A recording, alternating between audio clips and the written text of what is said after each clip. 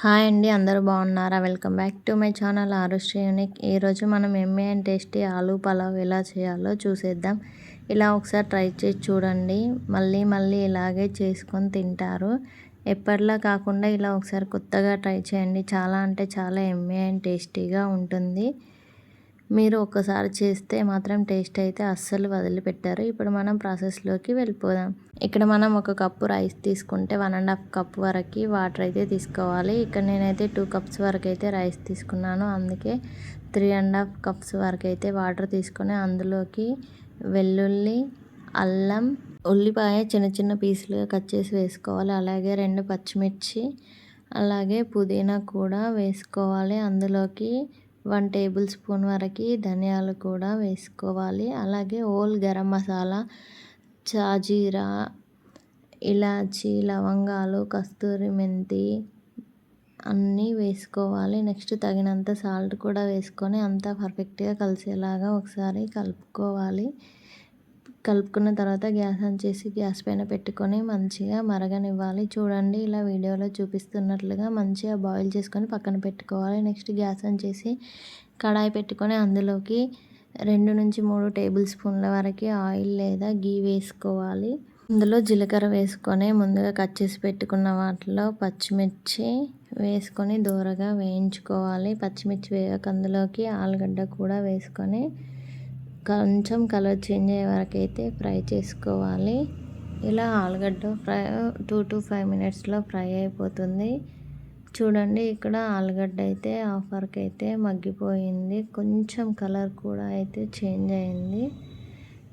ఇప్పుడు ఇందులోకి మనం ముందుగా కట్ చేసి పెట్టుకున్న టమాటా ముక్కలు అయితే వేసుకోవాలి. చిన్నవైతే 2, పెద్దవైతే 1 టమాటా తీసుకోండి, సరిపోతుంది. ఆల్రెడీ మనం వాటర్లో సాల్ట్ వేసాము. ఇక్కడ సాల్ట్ కూడా కొంచెం చూసి వేసుకోండి. ముక్కలకి సరిపడా సాల్ట్ వేసుకొని టమాటా కూడా మంచిగా మగ్గే వరకు మగ్గించుకోవాలి. పైన క్యాప్ పెట్టుకొని అంతా పర్ఫెక్ట్గా కలిసేలాగా కలుపుకొని ఒక 2 to 3 మినిట్స్లో అయితే టమాటా అయితే మంచిగా మగ్గిపోతుంది. ఇలా మధ్యలో కలుపుతూ టమాటాని అయితే మగ్గించుకోవాలి. టమాటా ఇక్కడ మగ్గిపోయింది చూడండి. నెక్స్ట్ ఇందులోకి 1 టేబుల్ స్పూన్ అల్లం వెల్లుల్లి పేస్ట్ వేసుకొని అంతా పర్ఫెక్ట్గా కలిసేలాగా కలుపుకొని పచ్చివాసన పోయే వరకు వేయించుకోవాలి.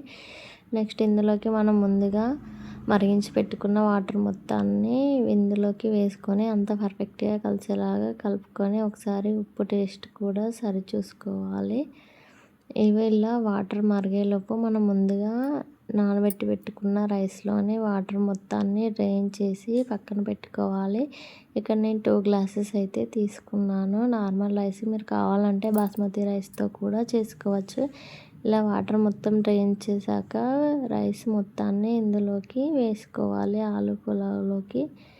ఇలా వేసుకున్న తర్వాత అంతా పర్ఫెక్ట్గా కలిసేలాగా కలుపుకొని క్యాప్ పెట్టుకొని మంటని సిమ్లో ఉంచుకొని అయితే ఆలూ పులావ్ రెడీ చేసుకోవాలి. పైనుంచి 1 టేబుల్ స్పూన్ వరకు నెయ్యి కూడా యాడ్ చేసుకోవాలి. నెయ్యి వల్ల ఫ్లేవర్ బాగుండి అన్నం పొడి పొడిగా వస్తుంది. చూడండి, ఇలా క్యాప్ పెట్టుకొని మధ్యలో కలుపుతూ ఉండాలి. ఆలూ పులావ్ అయితే ఉడకడం అయితే స్టార్ట్ అయింది. ఇలా మధ్యలో కలిపితే అడుగున అంటకుండా ఉంటుంది. ఇలా మధ్యలో కలిపిన తర్వాత అన్నాన్ని చూడండి, హాఫ్ వరకు అయితే అయిపోయింది ఆలూ పులావ్. ఇంకొక 5 మినిట్స్ ఇలా ఉంచుకుంటే మనకి ఆలూ పులావ్ అయితే రెడీ అయిపోతుంది. చూడండి ఎంత కలర్ఫుల్గా ఉందో, అంతే టేస్టీగా ఉంటుంది. మీరు కూడా ఒకసారి ట్రై చేసి ఎలా వచ్చిందో మాకు కామెంట్ చేయండి.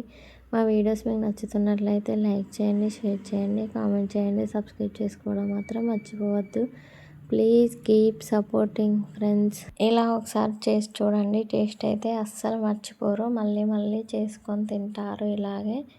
Thanks for watching. Please keep supporting. మళ్ళీ ఇంకొక వీడియోలో కలుద్దాం. మీకు ఎలాంటి వీడియోస్ కావాలో మాకు కామెంట్ చేయండి. బాయ్ మరి.